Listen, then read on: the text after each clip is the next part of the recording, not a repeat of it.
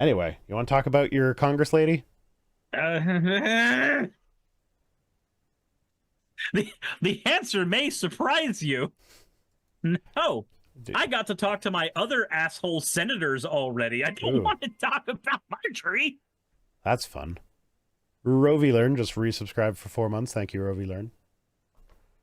Anyway, Marjorie Taylor Greene calls for legalizing violent threats and vandalism at reproductive clinics. Am I covering the new Mountain Dew flavors tonight? I didn't know there were new Mountain Dew flavors. Is that something that people care about? I didn't know there were ones either, but I didn't know Mountain Dew came in flavors. I thought it was just Mountain Dew. wait, you didn't know Mountain Dew came in flavors? No?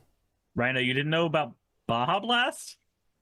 No? Available I now mean, at your local Taco Bell? the words Baja Blast sound familiar to me, but that's not ever anything I've ever paid attention to. Oh, okay. No, Sad. Axo is in the chat. And now I'm in the chat. Yes, you are. Hi, Axo. Congratulations, Axo. You did it. You're here. Oh, okay. You did it. Marjorie Taylor Greene, calling to legalize crime. On Tuesday, Representative Marjorie Taylor Greene, Republican Georgia, held... As if anyone needs to hear that at this point. Like, do you need the clarification that she's a Republican from Georgia? No, Is that really. not just something that everybody knows at this point? Held a hearing on the made-up issue of what she referred to as black market baby organ harvesting. Which, if I ever start a restaurant, I'm going to call it the Black Market Baby Organ Harvesters. God, it just sounds like a place straight out of Has-Been Hotel. I still haven't gotten past episode 2. Not for lack of wanting to. But it took me 2 weeks to convince my partner to sit down and watch the last episode of Owl House with me. We had one episode to watch that we both wanted to watch, and I was just like, can we watch it now? We can watch it tomorrow night. No, we can't. No, we're not watching it tomorrow night. Tomorrow night we're going to see Dune, which we've also wanted to go see since it came out. Yeah. And this is a Heidi problem. This is a scheduling problem when you have 5 children, and like when you have that one night to do what you want to do. It's like, do I watch TV or do I do something else, or it's a priority thing. That's understandable. As she is pulling her marijuana gummies out of her little purse thingy over there, she looks over at me and says, I have my priorities. It seems that you do. Anyway, back to black market baby organ harvesting. Abortion. Yeah. So MTG says, abortion providers are literally ripping the hearts, kidneys, and brain tissue out of babies born alive and without anesthesia to perform sick experiments with them. No, they're not. That doesn't happen to anyone.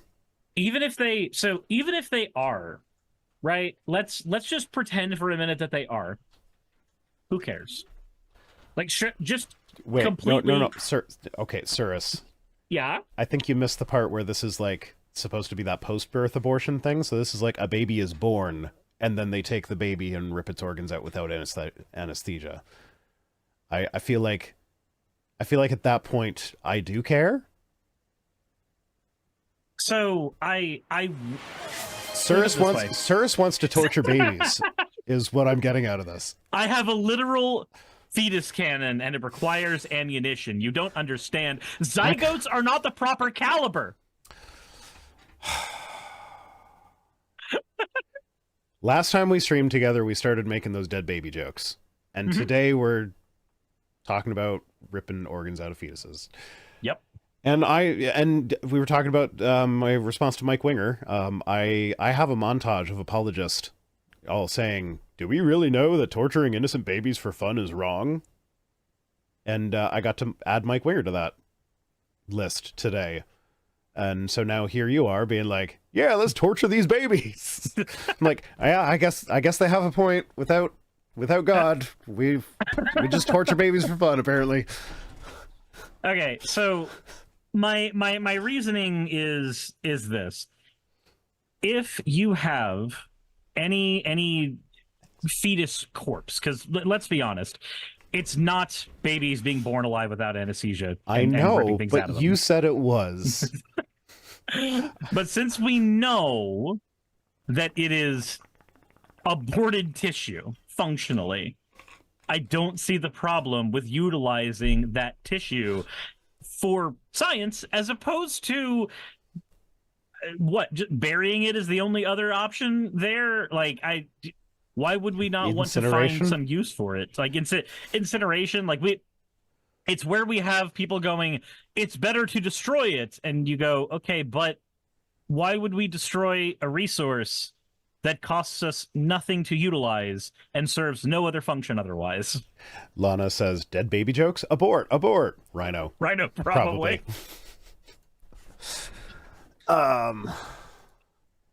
Yeah, no, if you already have fetal tissue that is no longer viable, then yeah, I am fully on board with doing experiments on the tissue or using it for research or whatever, in ways that have passed ethics boards and whatnot.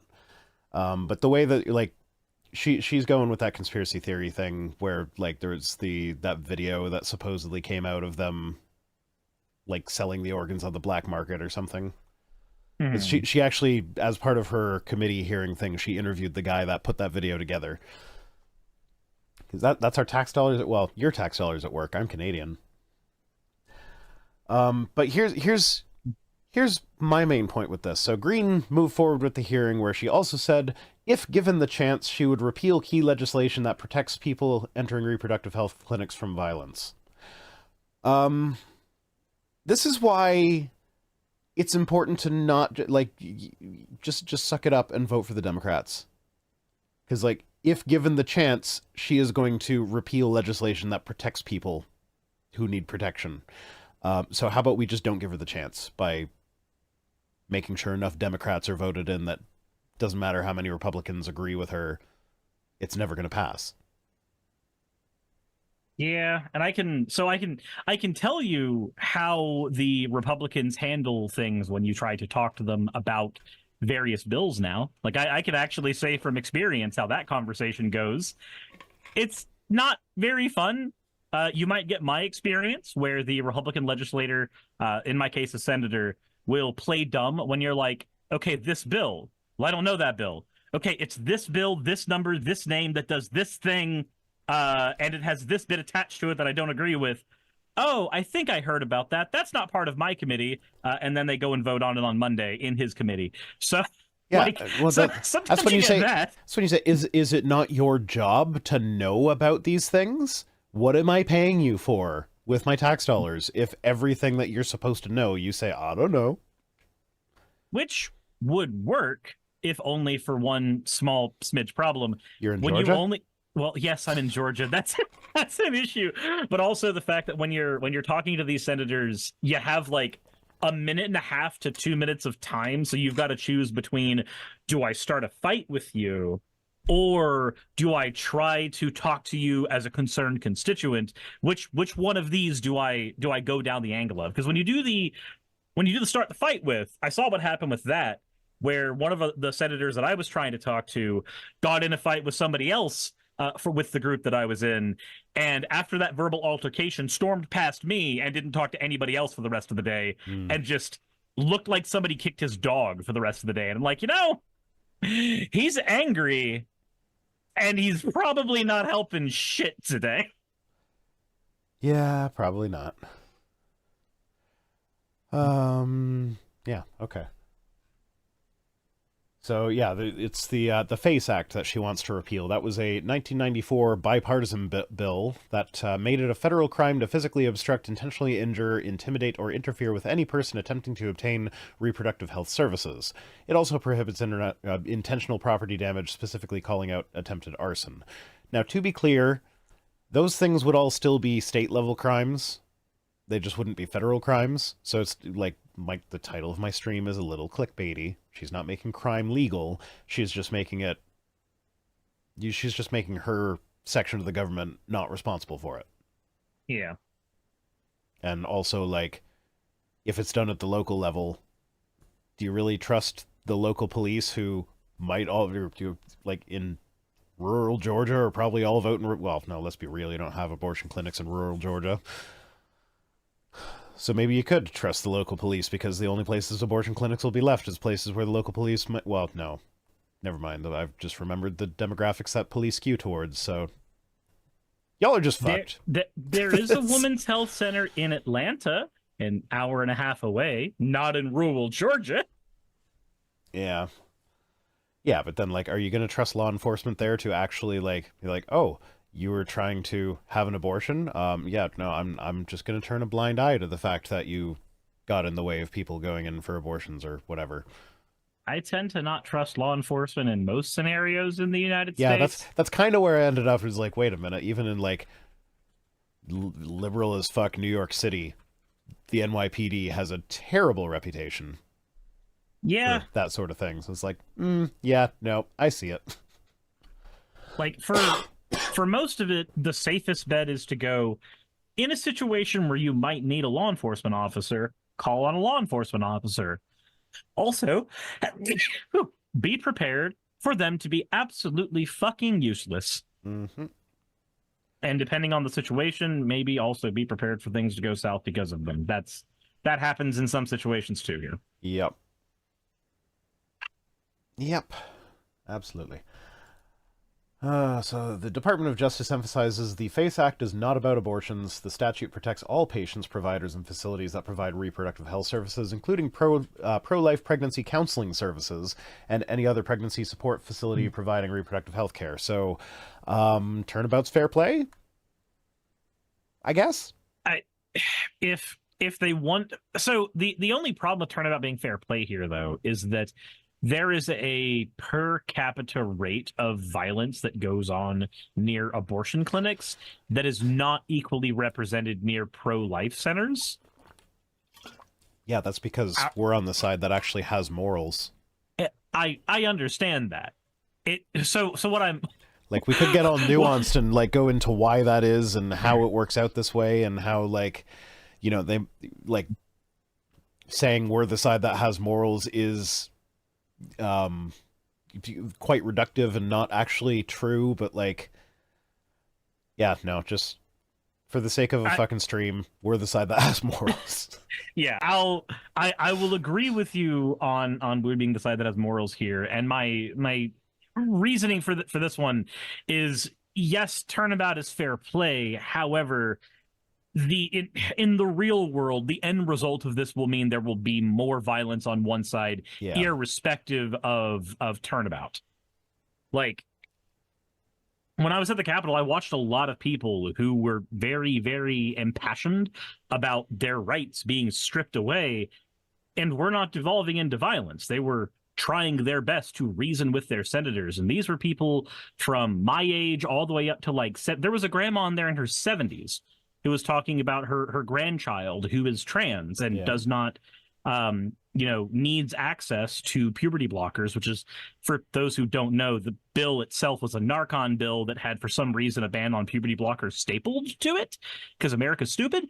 So, like, I was watching all of this go down, and yes, obviously, in the middle of the Capitol building, probably not a good idea to engage in violence in the first place, but I'm watching these people advocate for their rights with words and with impassioned oration, as opposed to, you know, the fast way of just clubbing a senator in the noggin. Yeah, I mean, there are a few Supreme Court justices that the clubbing in the noggin method might be more effective. This is not an endorsement of violence. This is when you get one of those. This is when you get one of those videos that pops up on Twitter every now and again, where it's like, I remember when being a senator meant something, and it's just like a fucking fist fight on the Senate floor. Have you seen those? No, I haven't. But I also remember, like, taking it back to or Where There's Woke interview is, like, you remember I mentioned he has, like, a 37 episode long series on the James Webb Telescope that ends at, like, a legal drama of the 1930s where they were convicting black people and trying to get them the death penalty even though it appeared that they were innocent. Yeah, so as part of that, there were a whole lot of like records from like Congress people and things that they were comfortable putting into writing back then, and it's just like, oh, this is no, yikes, ew, gross. Like just the casual racism. I mean, And like the even matter-of-fact way that they just wrote about it, it's just like, ugh. I mean, even when you take people who are like vestiges of progressivism for their time, like Abraham Lincoln, when you look at some of the things he wrote about people of color, like it's still kind of gross. It's progressive for his time. It's ahead of his time, but some of the things he says, like what was the one that always pops up all the time where he says like, if I could save the Union and also Oh, yeah. keep the slaves as they are, I would do that. Yeah. And it's like I look at Charles Darwin, who like you can find people promoting evolution talking all the time about how like he was actually pretty progressive for the time, and he was very progressive for the time. And the passage that we use to suggest that a lot is one where he's describing an experience that he had with I think it was a slave, but like he's talking about how, oh, this guy was like uncommonly stupid, and it was like he's just talking down to this guy, and it was like the fact that this man was afraid of him, like physically afraid of him, and like preparing himself to be beaten by this little guy who clearly couldn't beat him up. That was the thing that he was like, oh no, this is actually like a human being who is scared right now. But like Yup. it wasn't like, oh, there's a language barrier where he might not understand what I'm saying because he doesn't speak my language fluently. It wasn't anything like, it was just like, nah, he's just uncommonly stupid. Anyway, a while ago, Rosina Keller sent $5, says turnabout is fair play. Remember when the first U.S. gun restrictions started in California, when black people started carrying guns legally? Yeah, and so then that gave us the Black Panthers, and that gave us a whole lot of research into but then suddenly police violence. but then suddenly you didn't have the right wingers going shall not be infringed over and over and over again, while ignoring the well regulated part. I mean, they still do that. Yeah, I know. No, that's what I mean. They weren't doing it at the time. Says when black people started carrying guns, that's when the regulation started happening. So I guess, like, I personally am rather anti-gun. I do not want to ever have a gun in my house.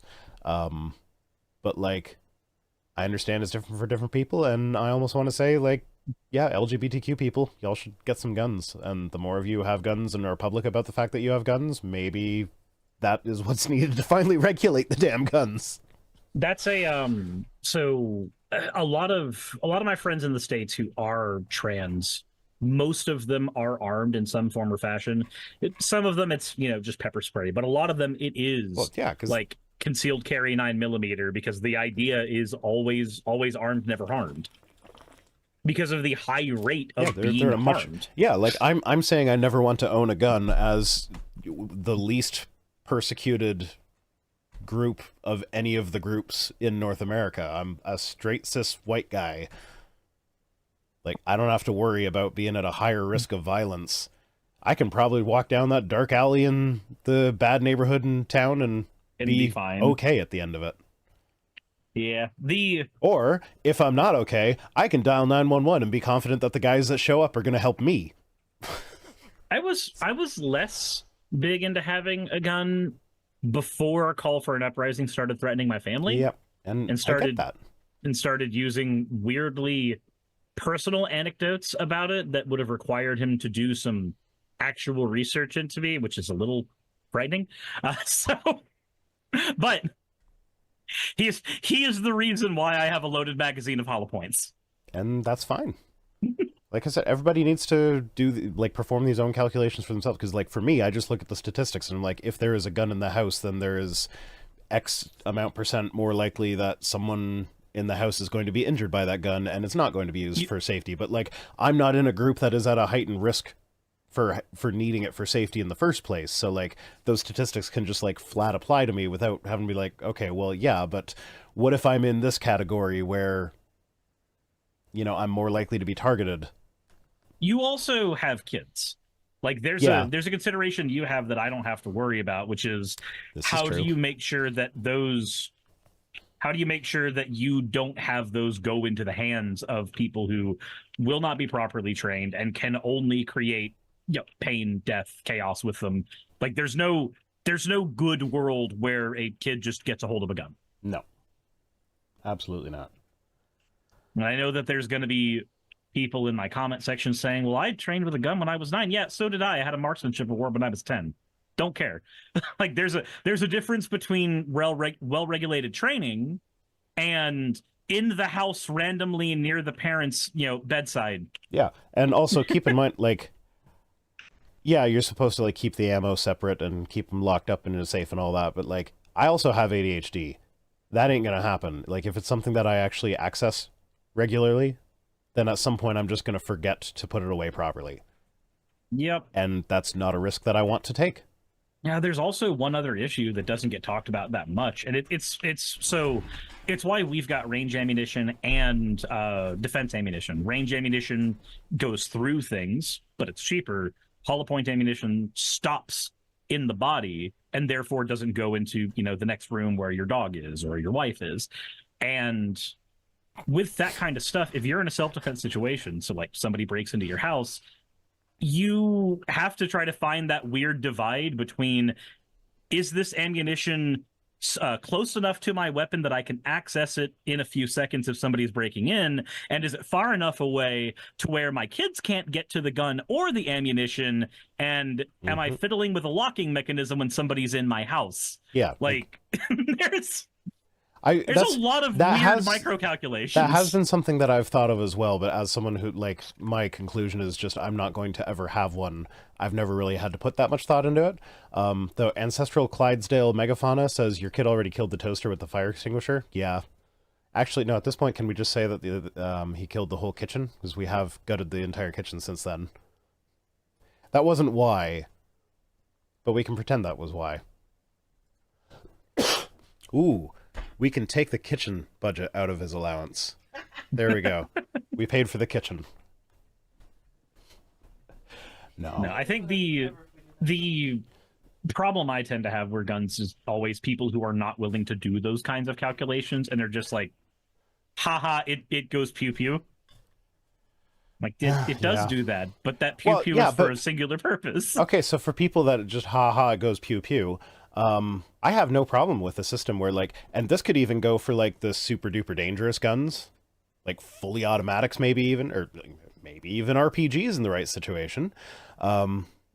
Like regulated and licensed firing ranges where you don't actually own the weapon, or maybe you do own the weapon, but it has to stay on the premises where, they have security around it and everything. Oh, kind of like a boat rental where you keep it at the dock. Yeah, so like you get to go there, you get to play with your guns, and then you get to go home without the guns because you don't need that gun at home. And like that's where I could see playing with RPGs could be fun that way as well. I imagine that would be a huge liability issue for the business, but yeah, I can't think of a scenario where the RPGs could be all right to use there unless you had like a lot of military style personnel around. Yeah, no, as anti-gun as I am, I can still see the appeal of like, ooh, I blew a thing up, that was cool. So like, that is where I immediately went. No, and that's understandable. But I understand that from a business perspective, that would be a disaster. And a nightmare at the very least. Anyway, back to Marjorie Taylor Greene. Yeah, so during Greene's hearing, she casually declared, we will repeal the FACE Act if we can get our opportunity. So again, don't give her the opportunity by voting Democrat. And remember, okay, you know how I've been saying you send the message in the primaries by voting for the most progressive candidate there, and then you just suck it up and vote for the Democrat in the general? So people, I think it was Michigan, they actually did that with Biden in the primaries. They had that like something like 14% of the vote went to what was it? It was like, it wasn't no contest, or it's like they showed up to vote and they voted, I'm not voting. Mm-hmm. And it was an organized protest against Israel. And Biden responded to that by putting more pressure onto Netanyahu to consider a ceasefire. And he is now he's now saying that like, oh, we're really going to push for a ceasefire. Now, like, is it enough? Probably not. I wish he would push harder. But he has changed his stance as a result of people organizing and doing shit like that in the primary. Uncommitted. Pegajace, thank you. Yeah, they voted uncommitted. And so that was, they used the primary to send the message. Joe Biden received the message and then changed his policy based on that message. If you just stay home and don't vote, that doesn't send the message. That sends Trump. So, yeah. Yeah, like, all Biden has to be, in his eyes, most of the time, is not Trump. And he's already good at not being Trump. It's called having the name Biden. You need to make it so that he has incentive to be more than just not Trump. I also think that, like, because the politics have been so centered around he's not Trump, there seems to be, like, people don't give him as much credit for the good things that he's done as he probably should get. And, like, he should absolutely hype up the things that he's done before. And I don't mean just, like, bringing jobs back, because, like, given the pandemic and what happened there, that was kind of going to happen no matter what.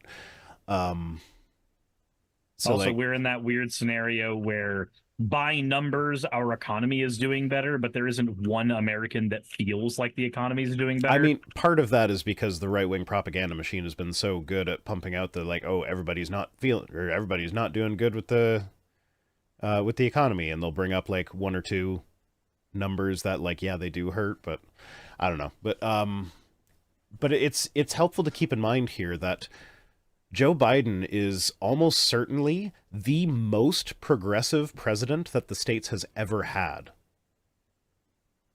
So, like, there are people that voted for Obama that wouldn't vote for Biden because he's too milquetoast, but it's like, he's more progressive than Obama was. He has enacted more progressive legislation. Well, no, he doesn't do the legislation. Like, his policies have been more progressive than Obama's policies. He's bombed fewer people than Obama bombed.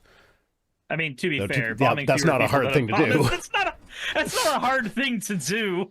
Yeah, so it's like, yeah, is Biden as good as we want him to be? No, obviously not. But, like, he actually is better than, like, in at least looking specifically at like LGBTQ rights. He is absolutely 100% the most progressive candidate or most progressive president that there has ever been. So, like, to say that, like, oh, Biden and Trump, like, Biden's not progressive enough, therefore I'm just not going to vote and make it more likely that Trump's going to win. It's like, yeah, he could do more, but, like, he's already done so much more than Well, there's also the conversation that has to be had. If you want Trump in, there's only one type of progressive person that wants Trump in, and that's the accelerationist. And at least in my mind, like, there's the accelerationist and there's the person that, I'm not going to name any names on this one, but there's the person that goes, no, this person doesn't deserve my vote, therefore they're not going to get it. It's like, okay, that's cool. I wish I was also 12 years old and could make decisions based on that logic.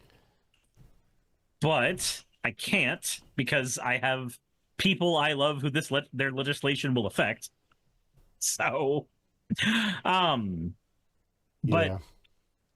Like, when you have the accelerationist, for those who don't know, their position is always going to be one of, let's make things infinitely worse for everybody so that we get closer to some kind of revolution. Like, that's the crux of it typically. And I can understand the appeal, like, that as somebody playing through Final Fantasy VII Remake right now, believe me, I understand the appeal. The revolution, comrade. However, the question that always has to get asked there is, how many bodies are you willing to sacrifice on this altar, and whose are they? Is it the ones of your loved ones? Is it the ones of mine?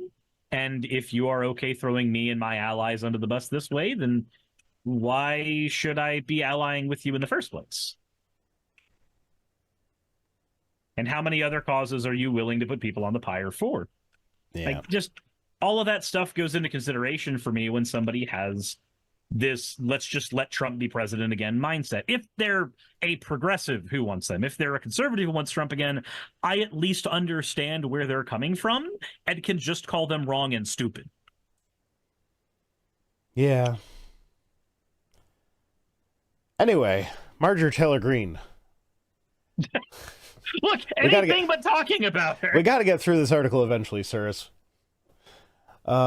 Greene also accused abortion providers of taking unconscionable actions to profit off the murder of unborn babies, a false claim that the anti-abortion lobby peddles to scare folks into avoiding abortions. Yeah, they call it murder. It's not. It's like most of the times it is uphill. Ooh, Also, Roe v. Learn just redeemed the hats. Does the fact that I put the hat on when you were talking about the starting the revolution, does that count as the hat? I premature hatulated. It only works if you also had the theme of Soviet Russia going in the background. I thought about putting that on the soundboard. Da, da, da, da.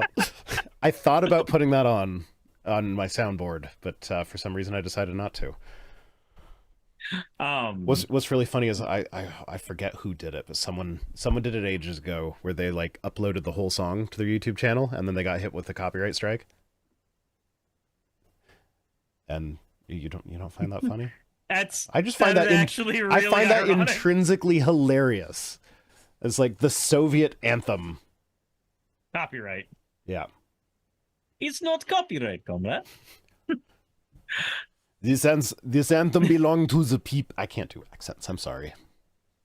Not your anthem. Our anthem. Yes. Anyway.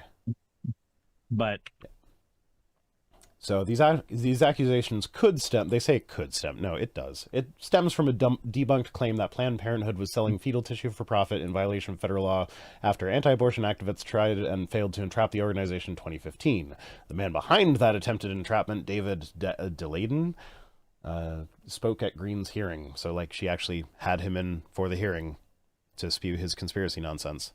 And they're saying, yeah.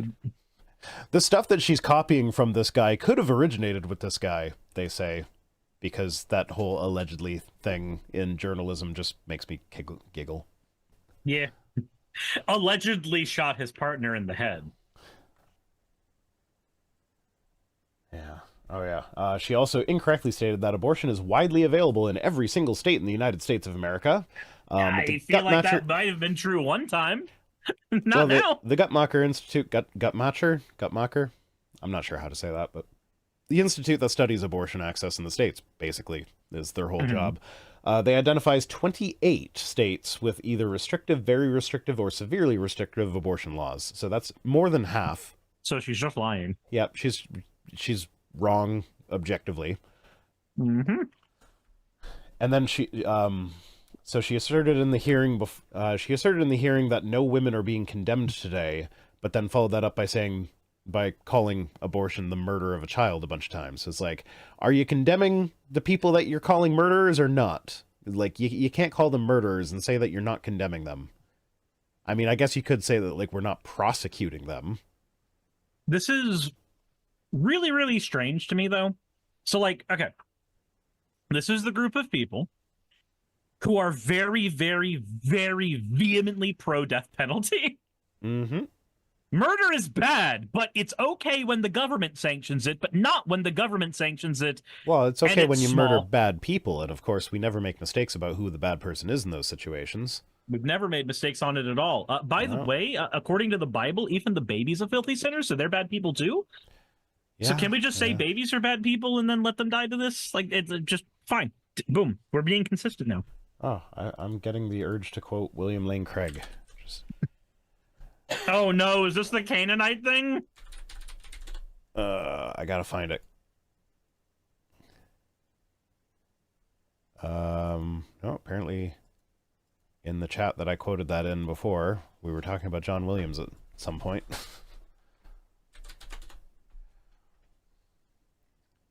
Greene has been eviscerated on social media. Man, I wish Greene would not just get eviscerated on social media, but would actually, like, lose her job. This is going to be terrible, so I apologize in advance, but I'm going to try and do the voice. It was actually a tremendous blessing to these children for them to be killed and then go to heaven and to be with God. So, yeah, that's my William Lane Craig impersonation. It's not very good. you see the comments on that clip where there's a bunch of Christians that are just like, I'm proud that he's willing to address the hard parts of the Bible that other Christians aren't willing to. Like, yeah, divine command theory is wild. But even with, like, so William Lane Craig absolutely is one of the apologists who is most consistent about sticking to divine command theory, which is the idea that, like, this thing is good because God said it's good. If we don't understand it, that's our problem, not God's. Like, he's very good at that. But even him, at one point in that interview, he was like, oh, but the Canaanites were actually really, really bad people because they did blah, and they did blah, and we have primary source documents from them explaining all these bad things that they did. if we went to war It's with like, a nation and specifically killed their children, we would be put on fucking trial. yeah, but, like, just ignoring all of that, the fact that he feels the need to bring up the fact that they were doing bad things says that he is not getting his morality from God. He's not getting his morality from where he says he's getting it from. He's getting it from consequentialism, because if it's, like, that's consequentialist ethics. If we let these people continue to exist, they will continue to do bad things. So if we stop them from existing, they will stop doing the bad things, and that is a net benefit to the world. That's consequentialist ethics. So, and what's more, that is the very iteration of consequentialist ethics that these same apologists will then accuse atheists of, like, well, using consequentialism, you arrive at horrible conclusions. Like, they usually use rape because they can't say anything bad about genocide because their guy condones genocide. But, like, Can they'll really bring up say rape and be anything like, about rape then, though? Because their Bible condones that one too. It does, but not as explicitly. That one's easier for them to wiggle out of. But, like, I know Kyle Butt. Consent? Kyle Butt, and I forget who he was talking to, but there was it was one of the atheist debater guys who's done a lot. Oh, jeez, I've used the clip before. Anyway, like, he asked me, like, okay, well, if you rape, like, if there's an alien who's like, if you don't rape this girl, I will exterminate the human race, would you rape that girl? And he basically said yes. And he, like, there was a lot of caveats on that, and, you know, talking about how he'd feel terrible afterwards and would probably even commit suicide. But, like, the answer was yes, because, like, that one horrible act benefits that many more people. You know, and then he just kept going, well, what if it was 2 girls? What if it was 2,000? What if it was 2 million? And, like, as long as it was a smaller number than the whole of humanity, the answer was yes. But then this same person will turn around and then be like, oh, but the Canaanites were bad, so it was okay to kill their babies. And then they will complain that, like, we're the ones who can justify heinously immoral behavior with consequentialism, because that's just doing moral math. Well, I mean, the thing is, though, is that you do moral math all the fucking time. Mm-hmm. Every human being, every single time they go outside, is doing moral math. Is it easier for you to get food for your family from the local Walmart than it is for you to go to, like, a mom and pop place only on the weekends when they're able to be open, when they're not working their 9 to 5s? Okay. Rosina you're Keller doing wants moral math. to remind us that Suris once said babies are bad, put them in the baby cannon and fire. I haven't just said that, I've advocated for it. Anyway. It's like, every single thing you do all the time in life is moral math. Are you engaging with a company that is known for treating its workers horribly, but you know that you need to get this thing fast or for your family or cheaper, so you engage in, you know, going to Walmart, going to Kroger, going to places that are known for hurting their workers very badly. Oh, do I shop on Amazon? Yeah, like, do you shop on Amazon? Do you do all things, like, to go, oh, you're just doing moral math, that makes it bad? No, everybody does it all the time. The difference is that there's a group of people who are doing it consciously, who are willing to go, yes, this thing I'm doing is bad, but the payoffs I'm getting are better or worse than X, Y, or Z. And I think that's better than just doing it blindly. Yeah, I would agree. Also, I subscribe to what I call compassionate utilitarianism, where, yeah, you're doing the moral math, but when it comes to things like things like genocide, like, yeah, even let's hypothetically grant that the Canaanites were horrible people that all deserve to die or whatever, but given that every single time a genocide has been attempted in history, it has objectively caused more harm than benefit, then, like, even if there is some hypothetical future benefit that might come about from getting rid of an entire group of people, we don't know that that's actually going to be the case, and our experience tells us that that's not going to be the case. So, even if we think the moral math might work out that way, still best to err on the side of compassion and not wipe out an entire race of people. Yeah. That's my position. Anyway, the notion of researchers preying on live babies for experiments is not just scientifically ludicrous, it's an intentional deception aimed at conflating legal research with barbaric acts. You don't say. This is not just about protecting the unborn, it's about undermining trust in science and medical ethics for political gain. Yeah, that's exactly what it is. And that's the end of that article. So that's, yeah, we've been on this one for, what, 50 minutes now? This is not the MTG channel I wanted to make. Yeah, and we have, well, I think we can power through the next two pretty quickly. Hey, I just quickly want to give a thank you to all of my wonderful patrons who keep this show running. YouTube and Twitch are a pretty bumpy ride at the best of times, and the stability a Patreon provides me is worth more than I can say here. I'd also like to thank each and every one of my $20 and up patrons here, and they would be Red Joker, Blitzkrieg, Cameron, Dren, Jemshin, Smiling DM, Poundini, Mabbity Babbity, Naomi, Isaac, Nixie-chan, the Oberon team, Agamotto, Jordan, Ravi, Giuni, Kiratorian, Prisma, all of you, I'm not saying that part, and Starlight. And finally, thank you to everyone else that helps keep this channel alive. While you're here, why not check out another video? And thank you for watching.